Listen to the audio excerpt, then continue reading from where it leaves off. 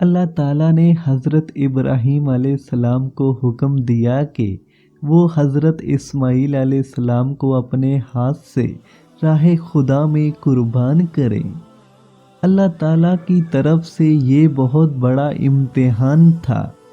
اللہ تعالیٰ اس ذریعے سے دیکھنا چاہتا تھا کہ وہ میرے فرمان کی فرمان برداری کرتے ہیں یا نہیں۔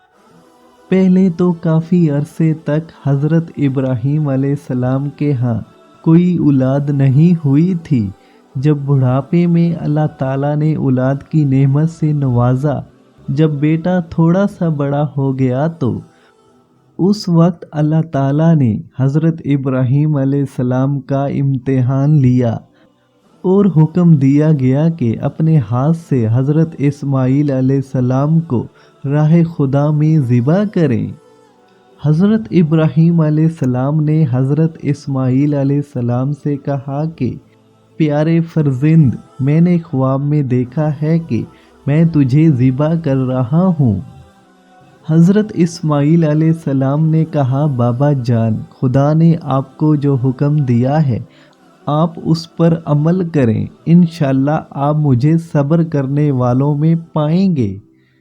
حضرت اسماعیل علیہ السلام نے حضرت ابراہیم علیہ السلام کو ترغیب دیتے ہوئے کہا کہ بابا جان، اگر آپ نے مجھے ذبح کرنے کا فیصلہ کر ہی لیا ہے تو کچھ اور کام بھی کریں۔ آپ میرے ہاتھ پاؤں رسی سے باندھ دیں تاکہ جس وقت میرے حلق پر چھری چلے تو میں تڑپنے نہ پاؤں، تاکہ میرے اجر و ثواب میں کمی واقع نہ ہو، کیونکہ موت کافی سخت ہوتی ہے اور مجھے خوف ہے کہ موت کے وقت میں کہیں مضطرب نہ ہوں۔ اور دوسری گزارش یہ ہے کہ آپ چھری کو بہت تیز کر لیں تاکہ جب آپ تیزی سے چھری میرے گلے پر پھیریں تو میں بھی جلدی سے زندگی سے چھٹکارا حاصل کر سکوں۔ اور تیسری گزارش یہ ہے کہ جب آپ مجھے زمین پر لٹائیں تو میرا چہرہ زمین کی طرف کر دینا، میرا چہرہ آپ کی طرف نہیں ہونا چاہیے۔ مجھے خوف ہے اگر آپ کی نگاہ میرے چہرے پر پڑی تو ہو سکتا ہے آپ کو مجھ پر ترس آ جائے اور آپ اللہ تعالیٰ کے دیے ہوئے حکم پر پورا نہ اتر سکیں۔ ذبح کرتے وقت آپ کپڑے کو علیحدہ رکھیں، آپ کے کپڑوں پر میرا خون نہیں آنا چاہیے تاکہ میری ماں آپ کے کپڑوں پر میرا خون نہ دیکھے۔ اگر آپ مناسب سمجھیں تو میرا لباس دیکھ کر اسے کچھ تسلی ملے۔ حضرت ابراہیم علیہ السلام نے بیٹے کی باتیں سن کر کہا، اے فرزند، تو فرمان الہی کی تکمیل کے سلسلے میں میرا اچھا معاون مددگار ثابت ہوا ہے۔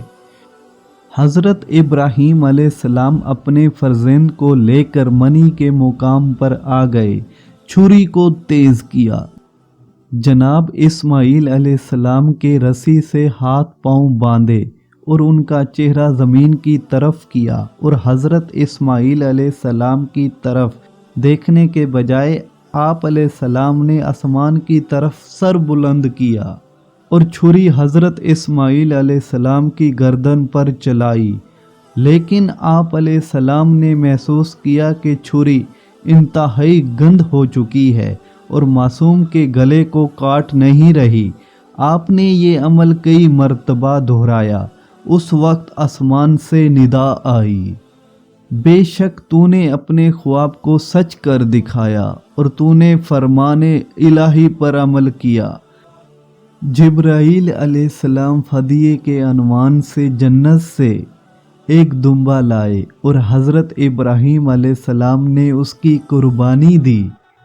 یہ سنت ہمیشہ ہمیشہ کے لیے حاجیوں میں رکھ دی گئی۔ وہ ہر سال منی کے مقام پر جا کر قربانی کرتے ہیں۔ یہ واقعہ اگر آپ کو اچھا لگا ہو تو اس چینل کو لازمی سبسکرائب کر کے ہمارے ساتھ جڑے رہیں۔ شکریہ۔